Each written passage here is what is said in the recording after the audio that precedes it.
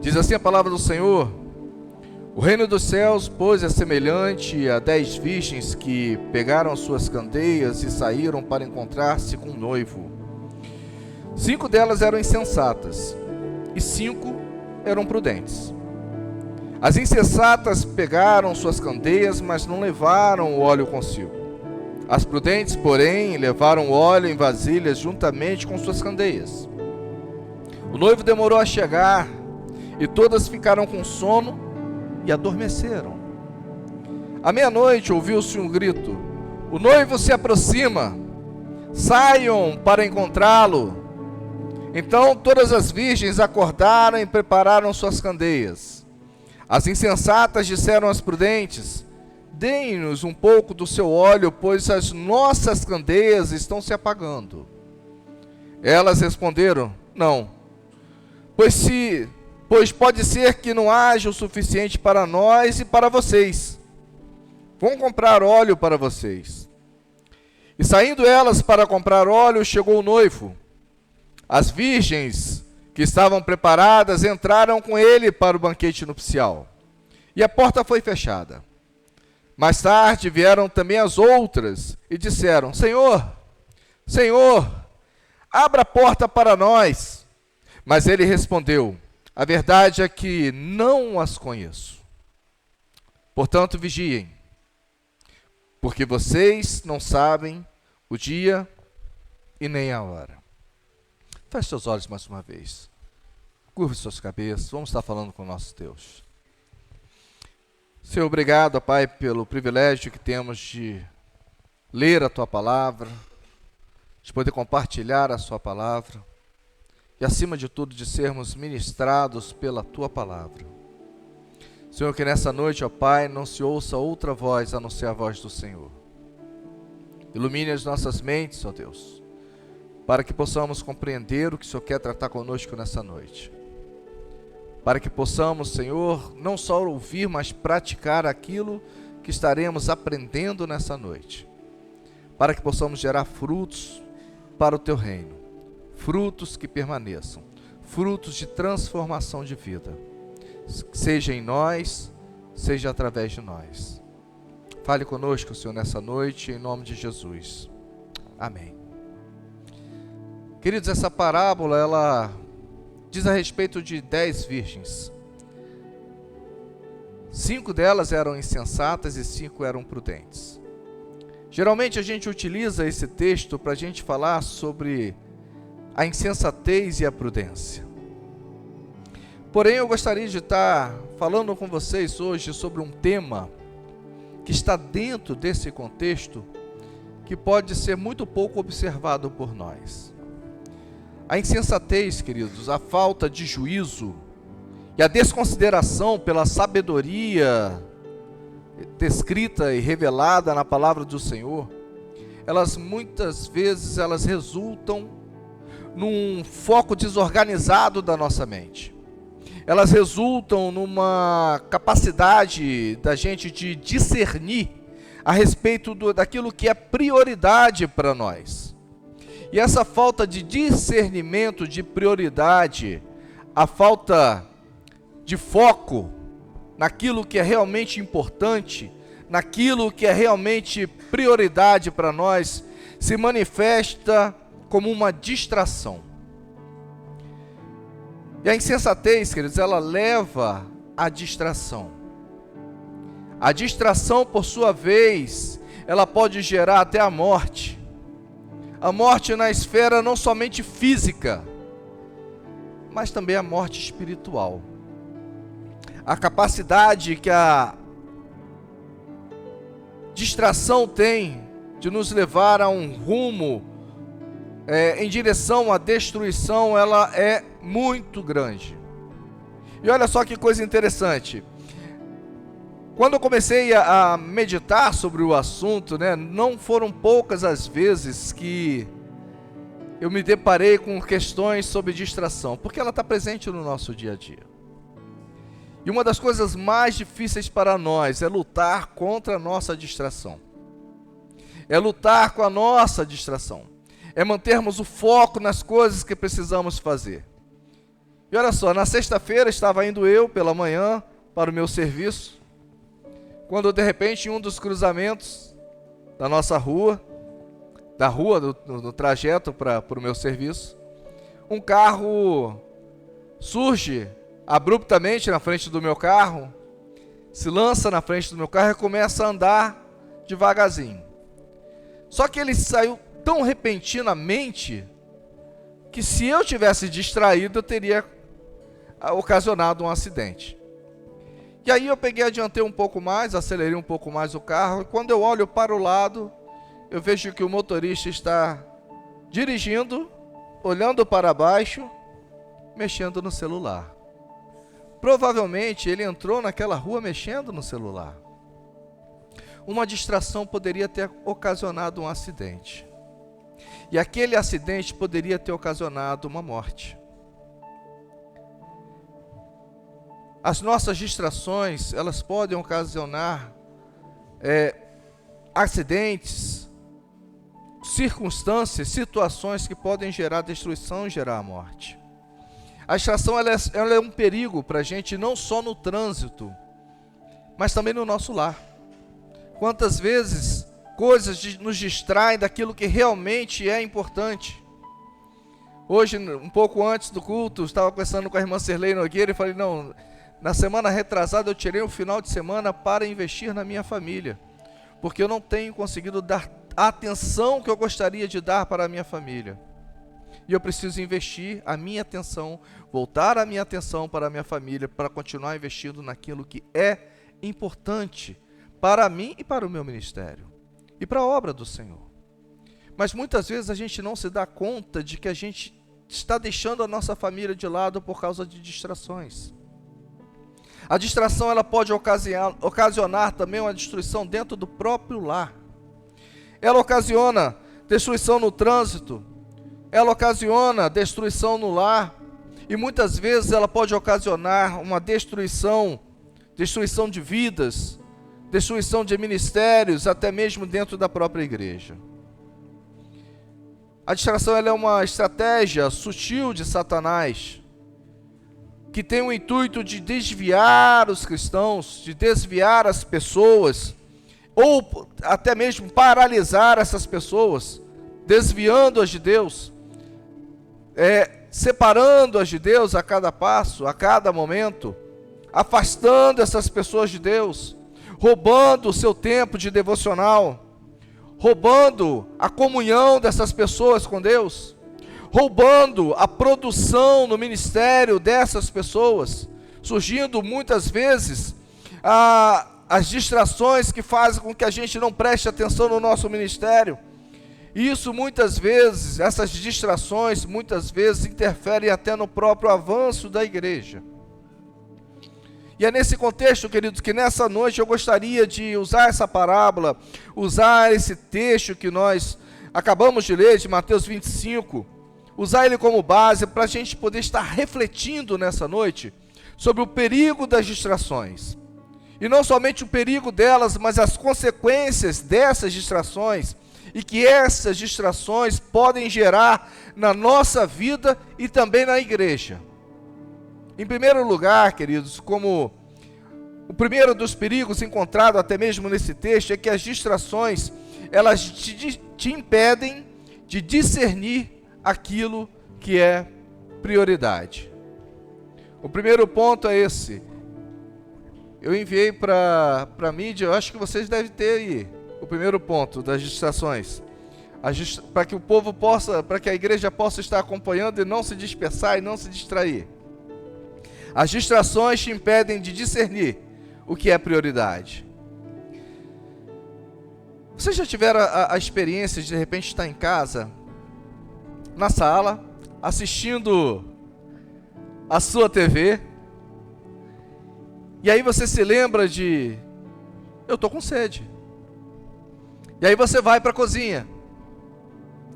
E lá na cozinha você se dispersa por alguma outra coisa, alguma outra necessidade, e começa a fazer uma outra coisa. É uma panela que está no fogo, que você tem que colocar no fogo, é um talher que você teria que lavar, e aí você acaba se distraindo com alguns outros afazeres, e depois de algum tempo você retorna para a sala, retorna para assistir TV, e aí sentado de frente para a TV você se lembra, ué, mas eu não bebi água. Eu fui para a cozinha para beber água, mas eu não bebi água. Não sei se com vocês já aconteceu dessas coisas. Mas é muito difícil a gente, às vezes, manter foco numa coisa só, principalmente quando a gente tem muita coisa para produzir e muita coisa para fazer. Isso quer dizer que a tua distração te impediu de fazer uma coisa que é vital, é importante para o organismo. Se manter hidratado. Beber água é uma das coisas fundamentais para nós. E uma distração, basta uma distração para nos esquecermos daquilo que é fundamental e importante para nós. Olha só o que diz no versículo 3 de Mateus 25. As virgens insensatas, elas pegaram as suas candeias, mas não levaram óleo com elas. Para quem já passou uma noite em um lugar onde não tem energia elétrica, e eu já vivi muito disso, na minha infância a gente veraneava numa localidade próxima a Campos que não tinha energia elétrica, então era muito difícil, algumas casas só tinham energia elétrica, então a gente tinha que andar ou com lanterna ou com vela, e era muito comum ver nesse lugar algumas lamparinas dentro de casa, né, ou velas que se colocavam no alto para poder iluminar todo o ambiente. Era muito comum, ou é muito comum, para quem costuma passar a noite, ou acampando, ou fazendo qualquer outra coisa, que não tem energia elétrica, sabe a importância que tem de se levar uma lamparina para iluminar o ambiente, para iluminar os seus passos, para iluminar o seu caminho. Isso tudo para evitar que alguém se perca, ou para que esse caminho seja um caminho seguro. Sabe também que é necessário não só levar essa lamparina, mas levar um combustível, o combustível bastante para manter essa lamparina, né, no caso da candeia desse texto, acesa durante a noite inteira, para que não passe nenhum tipo de necessidade. Pois bem, no texto, aquelas mulheres, possivelmente elas se distraíram. O texto não diz a respeito, não entra nesses pormenores, mas possivelmente, muito possivelmente, aquelas mulheres se distraíram e deixaram para trás o combustível que era necessário para manter as suas candeias acesas. O combustível que era necessário para manter as suas lamparinas acesas. E aí agora prestem atenção comigo, queridos. Sem luz, não existe direção no caminho. Não tem como você ter direção no caminho se você não tiver uma luz para que você possa se guiar. Sem luz, não existe segurança nos seus próximos passos. Sem luz, não existe segurança no seu caminhar.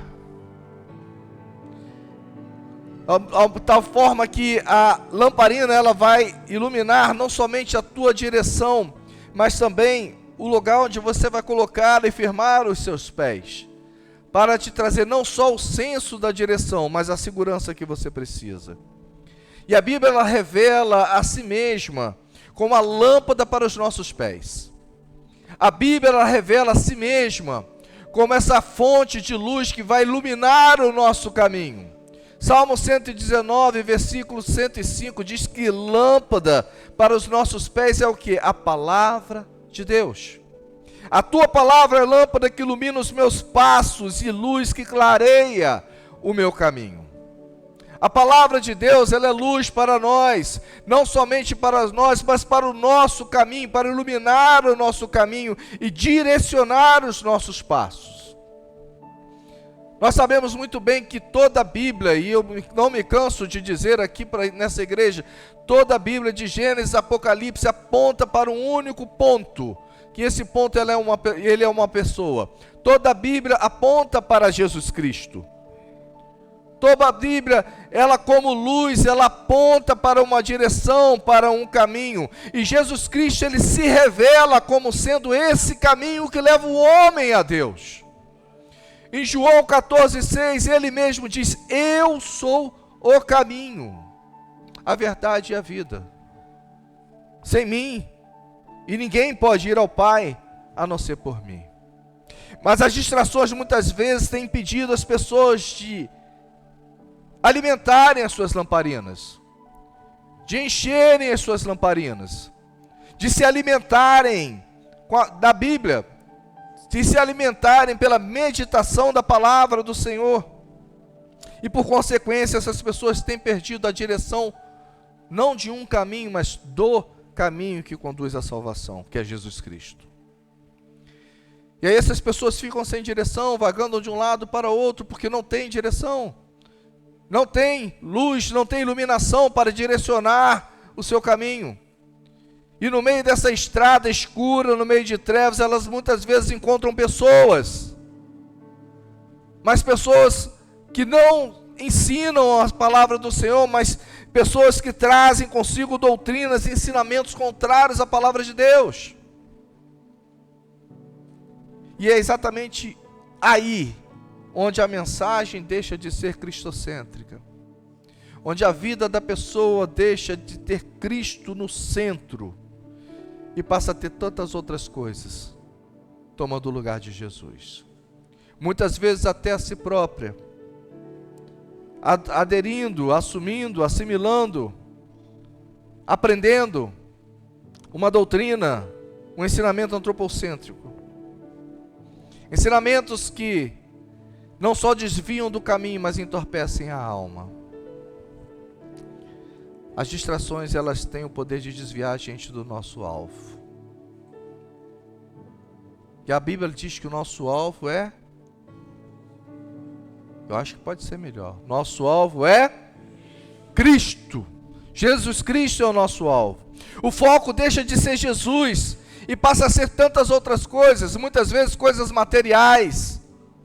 Outras vezes pessoas tomam o lugar de Jesus. Mas olha o que diz Hebreus, no capítulo 12, no versículo 1 e 2. Diz assim: portanto, também nós, uma vez que estamos rodeados por tão grande nuvem de testemunhas, livremo-nos de tudo que nos atrapalha e do pecado que nos envolve. Tudo que nos atrapalha e o pecado que nos envolve. E corramos com perseverança a corrida que nos é proposta, tendo os nossos olhos fitos em Jesus. Tendo os nossos olhos fitos em Jesus, autor e consumador da nossa fé. Ele, pela alegria que lhe fora proposta, suportou a cruz, desprezando a vergonha, e assentou-se à direita do trono de Deus. Devemos nos livrar de tudo que nos atrapalha e do pecado que nos envolve. E devemos correr com perseverança, com os nossos olhos fitos em Jesus Cristo, que é o autor e consumador da nossa fé. Mas muitas vezes as pessoas têm se distraído. E essas distrações fazem as pessoas abrirem mão daquilo que é prioridade para elas. Isso na expectativa de Deus. Abrem mão daquilo que é prioridade para elas. E esse lapso, e esse esquecimento, e essa distração pode e com certeza vai conduzir essa pessoa à morte. Precisamos estar atentos para discernir aquilo que é prioridade na nossa vida. Precisamos entender aquilo que Jesus Cristo quer para nós, aquilo que Deus espera, a expectativa de Deus a nosso respeito. Precisamos aprender a discernir aquilo que realmente importa e aquilo que é vital para nós. Porque muitas vezes nós podemos ir até a cozinha e esquecer de beber água. Tantas e tantas outras vezes nós viemos para a igreja, frequentamos a escola bíblica dominical, frequentamos os pequenos grupos multiplicadores, participamos de todas as atividades da igreja, viemos ao culto no domingo à noite, recebemos a palavra de Deus, mas muitas vezes temos retornado para os nossos lares com sede e com fome. Porque a comida e a água, aquilo que é essencial para a nossa vida, está sendo servido, está à nossa disposição, mas muitas vezes nós estamos distraídos e não usufruímos dessas oportunidades. Em segundo lugar, queridos, a distração, existe um perigo a respeito da distração, porque a distração, ela pode nos levar ao adormecimento espiritual. A distração, ela tem essa capacidade de nos levar ao adormecimento espiritual. Olha o versículo 5 de Mateus 25. O noivo demorou a chegar, e todas elas ficaram com sono, e elas adormeceram. Sabe, quando eu parei para meditar nesse versículo, eu fiquei pensando, o que a gente pode fazer quando a gente está dormindo? No período do sono, no momento que a gente está dormindo, é um momento que ninguém consegue trabalhar, que ninguém consegue produzir, ninguém consegue fazer nada, ninguém consegue conquistar, ninguém consegue fazer suas atividades, porque é o momento do descanso, é o momento em que você se desliga de tudo e você tenta descansar, é o momento que você está dormindo. E muitas pessoas deixam de realizar grandes coisas porque dormem demais e perdem o time das coisas, o momento de fazer as coisas acontecerem. Quem dorme demais deixa de aproveitar o dia, e às vezes é um dia tão lindo, ensolarado, e você deixa de aproveitar a vitamina que Deus te proporciona com a luz solar. Você deixa de produzir as coisas durante o dia, e aí você, quando vai perceber, já é noite e você não fez nada durante o dia. Quantos aqui já deitaram no travesseiro e de repente foram repassar alguma coisa, o que se aconteceu durante o dia, e falou assim, hoje eu não consegui fazer nada, não consegui sequer produzir alguma coisa, porque eu dormi demais, porque eu perdi a hora, porque eu deixei de fazer alguma coisa. Quem dorme demais não aproveita o dia e deixa de usufruir as bênçãos que Deus dá, deixa de usufruir. Quem dorme demais também perde as oportunidades.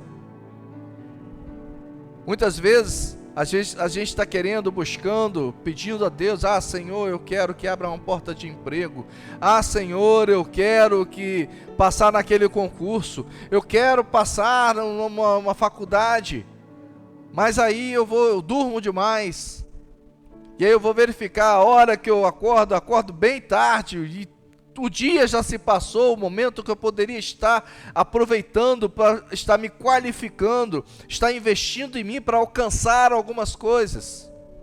No mundo espiritual é a mesma coisa. Muitas vezes nós estamos dormindo demais, estamos deixando de aproveitar as oportunidades, e muitas vezes as oportunidades elas não voltam.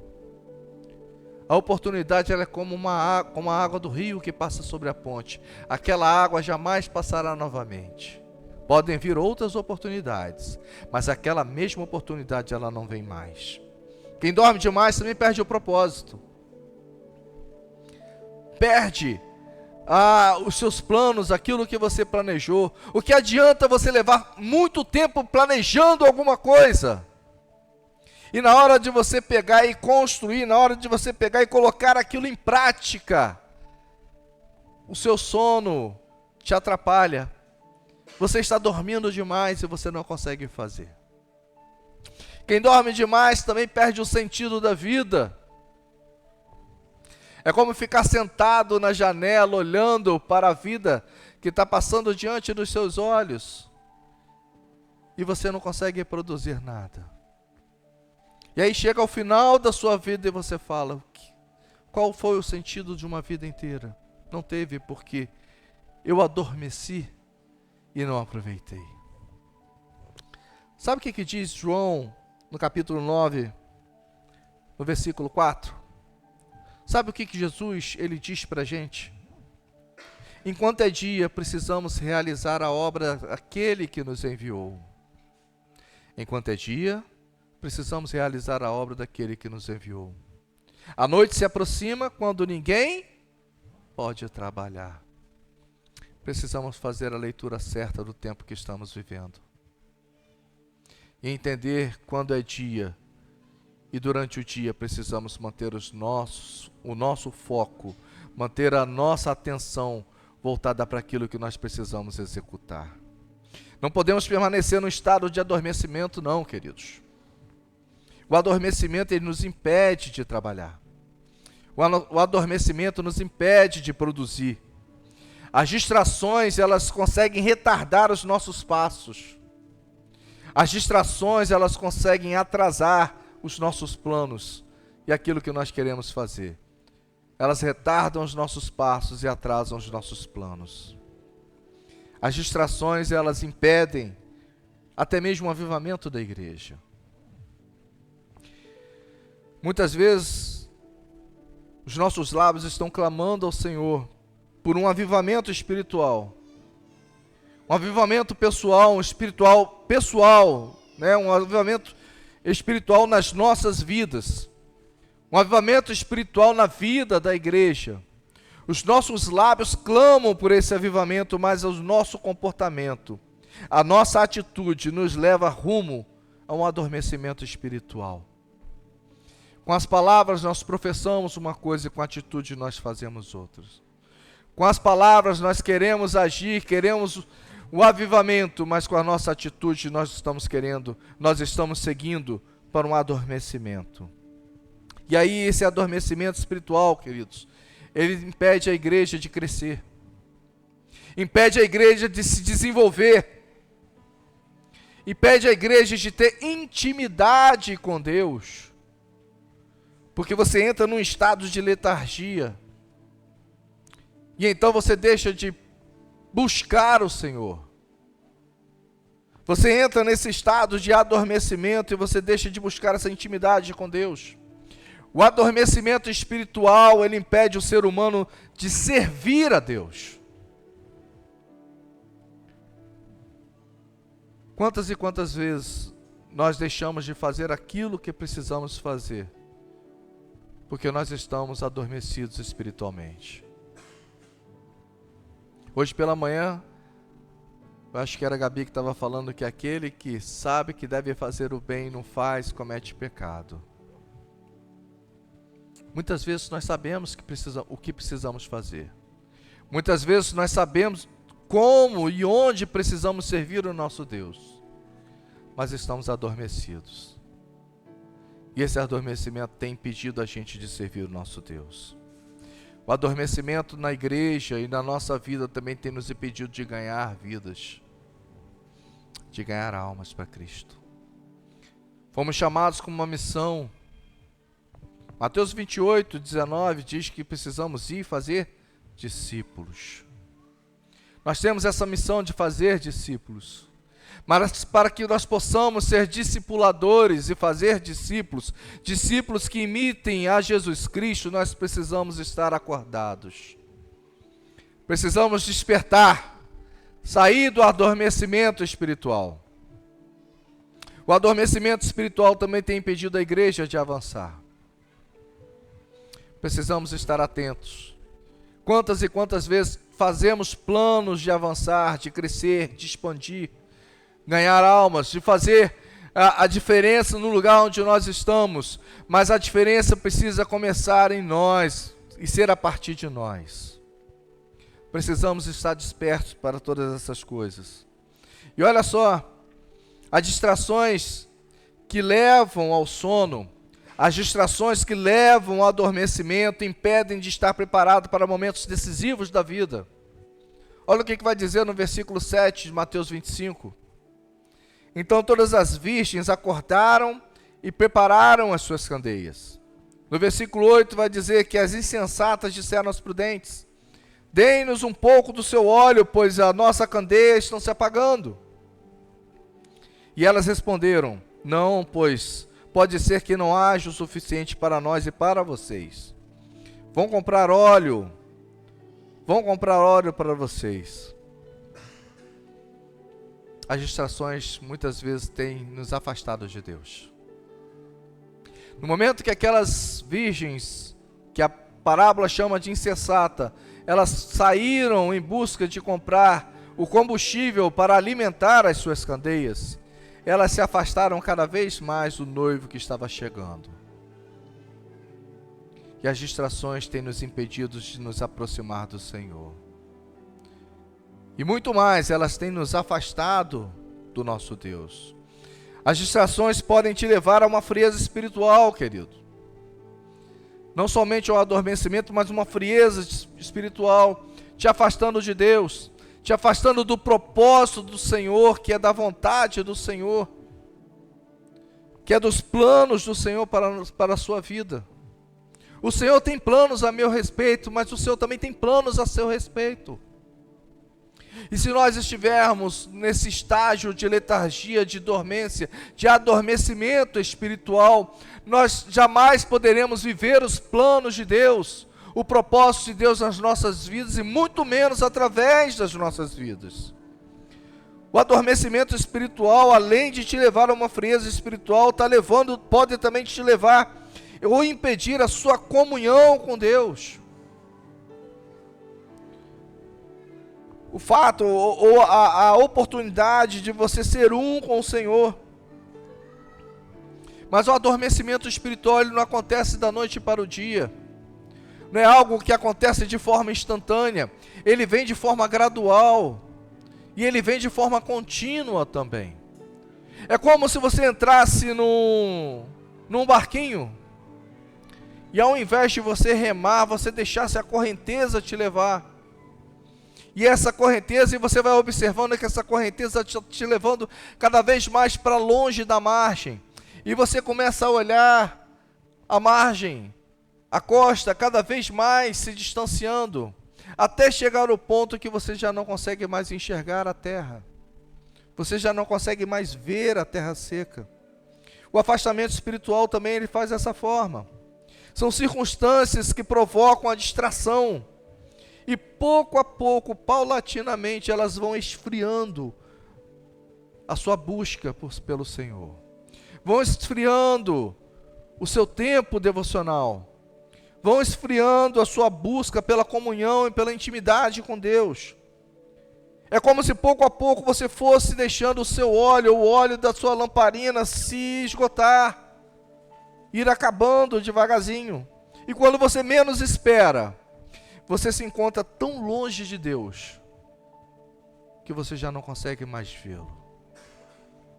Tão longe de Deus, que Deus continua falando com você, mas você não consegue mais ouvir a sua voz. Esse é o momento que o óleo definitivamente se esgota. É o momento que o óleo chega ao fim e que ele se acaba. É o momento em que você se vê cercado por trevas. É o momento que você se vê sem direção. Por isso é necessário, queridos, que enquanto há tempo, não deixemos os nossos olhos chegarem ao fim. É momento de haver um despertamento espiritual.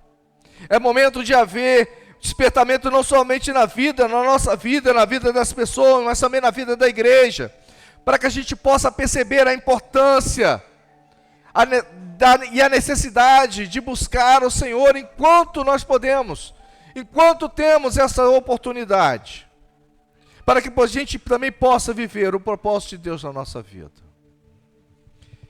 E aí já caminhando para o final, queridos, existe um outro perigo. Um outro perigo da distração, é que a distração ela pode custar tudo. A distração pode te custar tudo. Quem anda distraído, queridos, ele vira preso em defesa. A palavra de Deus diz em 1 Pedro 5,8: sejam sóbrios e vigiem. O diabo, o inimigo de vocês, anda ao derredor, como leão, rugindo e procurando quem possa tragar, quem possa devorar, em outras versões. A NVI vai estar dizendo devorar. Sejam sóbrios e vigiem, porque nós temos um inimigo em comum. O inimigo das nossas almas, Satanás, ele anda nos rodeando o tempo todo, procurando apenas uma brechinha, para poder chegar e fazer um estrago, promover um caos na vida nossa. A Bíblia diz que ele anda como um leão ao derredor, buscando a quem possa devorar. E é esse o propósito de Satanás, destruir o ser humano. E as distrações, elas têm sido uma estratégia sutil de Satanás. Vão acontecendo pouco a pouco. E essa estratégia tem o intuito de afastar e desviar o ser humano de Deus. Certa vez eu estava vendo assistindo o Discovery, e eu vi no Mundo Selvagem, eu gosto às vezes de ver essas coisas, um grupo de elefantes, e havia ali um filhotinho de elefante. E então chegam algumas leoas para caçar, e as leoas começam a tentar separar aquele filhotinho de elefante do resto dos elefantes. Ao passo que ela tenta afastar cada vez mais aquele filhotinho começa a entrar em desespero, porque sabe que se ele se afastar de sua mãe, se afastar do resto da manada, vai significar representar o seu fim. É exatamente isso que Satanás quer fazer com a gente, queridos. É exatamente isso que Satanás quer fazer com o ser humano. Ele quer te afastar do seu Criador. Ele quer te afastar do seu escudo. Quer te afastar da tua torre forte. O escudo e fortaleza da tua proteção, daquele que pode cuidar de você, daquele que vem cuidando de você a cada dia. Ele quer te afastar de Deus, para que ele possa entrar e destruir a sua vida. Precisamos estar atentos e não podemos permitir que nos afaste do Senhor, que nada, que nenhuma distração venha nos afastar do nosso Deus. As distrações também podem não só te levar à destruição, mas também podem te fazer perder as oportunidades mais importantes da sua vida. Olha do versículo 10 ao versículo 12, Mateus 25. E saindo elas para comprar óleo, chegou o noivo. As virgens que estavam preparadas entraram com ele para o banquete nupcial, e a porta foi fechada. Mais tarde, vieram também as outras, as insensatas, as que não tinham óleo em suas lamparinas, as que haviam se distraído. E elas disseram: Senhor, Senhor, abra a porta para nós. Mas ele respondeu: a verdade é que não as conheço. A pior coisa que a gente pode escutar de Jesus, queridos, eu não te conheço. Não existe coisa pior para o ser humano do que chegar no último dia, naquele tão grande, lindo, também temível dia por algumas pessoas, escutar de Jesus: nunca te conheci, eu não te conheço. Mas hoje, enquanto nós temos oportunidade, muitas têm sido as desculpas, muitas têm sido as distrações que têm impedido as pessoas de decidirem tomar uma posição diante do seu encontro com Cristo. Muitas têm sido essas desculpas. Algumas, muitas vezes falam: eu sou noivo demais, sou muito novo para isso, tem tanto para viver. Outras falam: já estou velho demais, a minha vida já se passou diante dos meus olhos, de tal forma que tal oportunidade já não é mais para mim, eu nem mereço essa oportunidade, porque vivi uma vida inteira afastada do Senhor.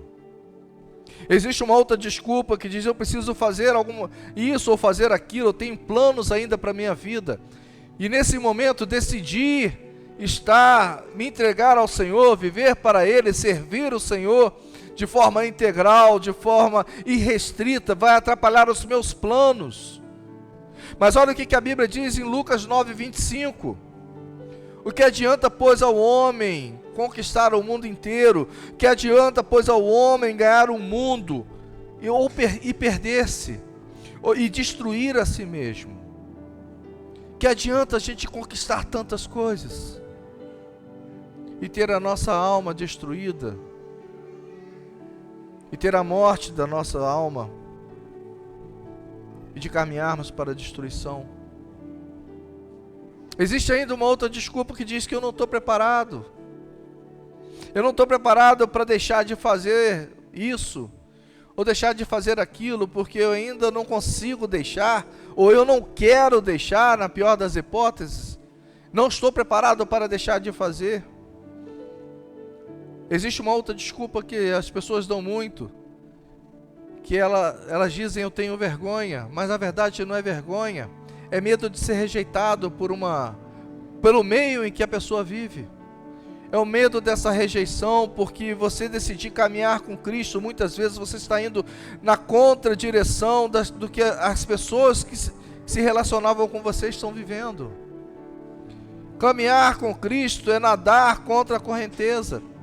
E muitas pessoas têm essa vergonha, ou melhor dizendo, esse medo da rejeição. Mas olha o que diz Lucas 9, no versículo seguinte, no versículo 26. Olha o que Jesus vai falar: se alguém se envergonhar de mim e das minhas palavras, o Filho do Homem se envergonhará dele quando vier em sua glória e na glória do seu Pai e dos santos anjos. Rejeitar a oportunidade de Jesus, rejeitar o próprio Cristo, deixar de aproveitar a oportunidade de Jesus, é assinar uma sentença de morte. É dizer: Senhor, eu sei que o Senhor irá me rejeitar no último dia, porque eu tenho te rejeitado a minha vida inteira. Como você pode querer passar a eternidade com Cristo se você, durante a tua vida aqui na terra, você não se aproxima dele, você não quer viver com ele? É uma coisa fora de lógica. E ainda existe uma desculpa que diz, que as pessoas dizem: ainda não é o tempo para isso. Não é tempo para isso. Não chegou o tempo de eu decidir entregar minha vida para Jesus. Mas olha o que diz Isaías 55, 6. Busque o Senhor, enquanto se pode achar. Invoque o Senhor, clame o Senhor, invoque. Invocar, não é evocar. Evocar é colocar para fora, invocar é trazer para dentro. Traga Jesus para dentro da sua vida, enquanto Ele ainda está perto. Em outras palavras, aproveite a oportunidade que você tem e o tempo que Deus te concede. Não somos nós que ditamos a agenda de Deus. O Senhor tem a sua própria agenda. Nós não temos a capacidade, nem a autoridade, nem poder para controlar o tempo. Nós não temos a capacidade para dizer a respeito da urgência da nossa salvação. E dizer que a urgência da nossa salvação não é algo, ou melhor, é algo para se programar na nossa agenda, porque não chegou o tempo ainda de eu decidir ser salvo, de eu decidir aceitar e receber Jesus como Senhor e Salvador da minha vida. Essas são distrações que levam as pessoas à morte. São distrações que elas encaminham pessoas para uma eternidade longe de Deus.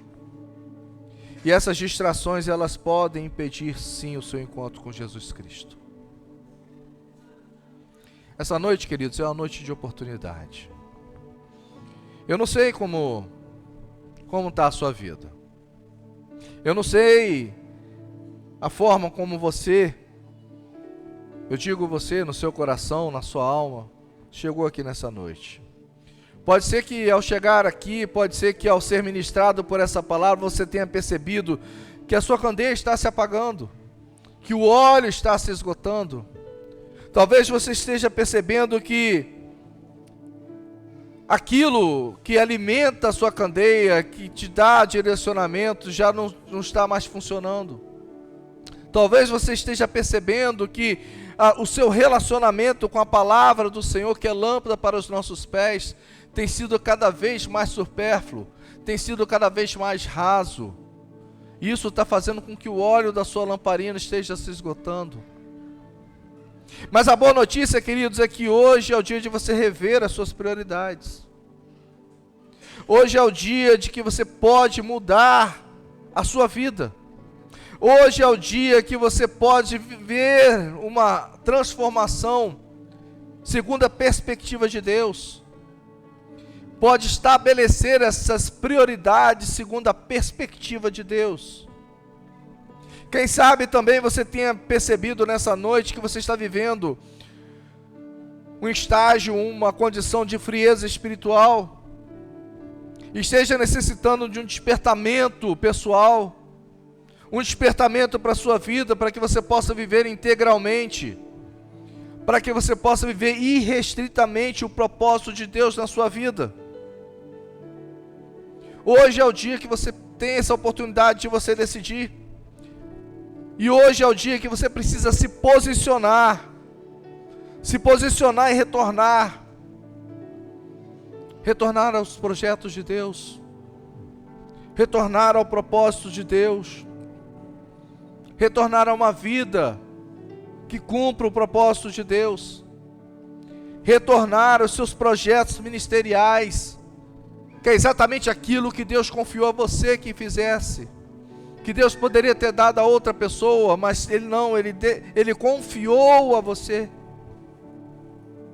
Hoje é um dia, queridos, de dizer não ao esfriamento, não à frieza, não ao adormecimento, não à apatia. Hoje é um dia de viver o despertamento espiritual para a sua vida, queridos. Ou ainda, quem sabe hoje seja o dia que você tenha chegado à conclusão, que você tenha percebido, que você tenha usado diversas desculpas para não deixar Deus, Jesus, entrar na sua vida, para não permitir que Jesus seja Senhor e Salvador da sua vida. Mas você pode dizer: pastor, eu já entreguei minha vida para Jesus. Mas você tem se submetido ao senhorio de Jesus? Abrir a porta do coração não basta. Dizer para Jesus: eu sei que o Senhor é Senhor e Salvador, não basta. Até os demônios sabem disso. Até os demônios reconhecem que Jesus é Senhor e Salvador, mas não é Senhor e Salvador da vida deles. Você precisa reconhecer Jesus como Senhor e Salvador pessoal da sua vida. Chega de desculpa, querido. Chega de adiar essa decisão. Eu venho dizendo aqui todas as semanas, quem sabe seja essa a última oportunidade. Eu te digo que das minhas mãos não será cobrado esse sangue, porque eu tenho pregado incessantemente a palavra do Senhor. Chega de adiar essa decisão. A decisão de entregar sua vida para Jesus. Hoje é a sua oportunidade. Hoje é o dia de você estar preparado, querido, de sair daqui dizendo: eu estou preparado para o grande encontro com Cristo, porque eu não sei o dia que Ele vem, mas eu estou atento. Eu não vou deixar me distrair por nada. Estou vigilante, mas não sei o dia que Ele chegará. Por estar vigilante, estarei preparado para esse grande encontro. Hoje é o dia de você decidir a respeito da maior e da melhor decisão da sua vida, que é entregá-la para Jesus Cristo. Não caminhar sozinho, mas entregar sua vida para Jesus. A maior e melhor decisão para a sua vida é entregar e reconhecer Jesus como seu Senhor e como seu Salvador. Nessa noite, queridos, o apelo não é só para a igreja, mas é para você que ainda não teve esse encontro pessoal com Cristo. É para a igreja no que diz respeito a não deixar as distrações, que as distrações nos afastem de Deus. Não deixar que as distrações nos paralise ou nos retardem de executar aquilo que Deus confiou a nós para que executássemos. Mas também é para você, porque essa é a oportunidade que você tem de mudar a sua vida por inteiro, entregando sua vida para Jesus. Se você entendeu, queridos, se você está ouvindo a voz do Espírito Santo, se você nessa noite está entendendo que é necessário, que existe essa necessidade como prioridade na sua vida de entregar a tua vida e o teu coração para Jesus, levanta uma de suas mãos, para que eu possa estar orando por sua vida. Nessa noite eu quero orar por você, mas eu quero sair daqui tranquilo, em paz, porque você entendeu a mensagem, você entregou a sua vida para Jesus. Você não está agindo conforme aquelas 5 virgens que eram insensatas e que não foram prudentes e que se distraíram ao longo de sua jornada, mas que você estava atento. Eu quero sair daqui tranquilo para o meu lar, para a minha casa, tendo a paz no coração, porque eu sei que você entregou a sua vida para Jesus. Levante uma de suas mãos, queridos. Amém. Deus te abençoe, querido. Deus te abençoe, querido. Louvado seja o nome do nosso Senhor. Feche seus olhos, vamos estar orando. Senhor, obrigado, Pai. Obrigado, Senhor, porque a sua voz foi ouvida e a oportunidade ela foi aproveitada, Senhor. Obrigado, Senhor, porque nessa noite existe festa no céu, porque uma alma se rendeu ao Senhor. Obrigado, Senhor, porque mesmo, Pai, diante de tantos chamados, tantas tentações, tantas seduções para que a gente venha se distrair, o Senhor tem chamado a nossa atenção dia após dia, Pai. Para voltarmos os nossos olhos para o Senhor, para nos reaproximarmos do Senhor, para vivermos, ó Pai, com o Senhor e as experiências com o Senhor, o propósito do Senhor na nossa vida, ó Pai. Obrigado, Senhor, porque essa noite, ó Pai, essa noite foi uma noite de transformação de vida. Não tem como te agradecer, ó Pai. Não tem como te agradecer por aquilo que o Senhor tem feito por nós. Somos gratos, Senhor. Somos gratos, ó Pai. E nessa noite nós firmamos novamente, ó Pai, renovamos, Senhor, o nosso compromisso com o Senhor. De estarmos, Senhor, buscando o Senhor, servindo o Senhor e vivendo, ó Pai, conforme o Senhor, a expectativa do Senhor para nós. Te agradecemos, Senhor, em nome de Jesus. Amém.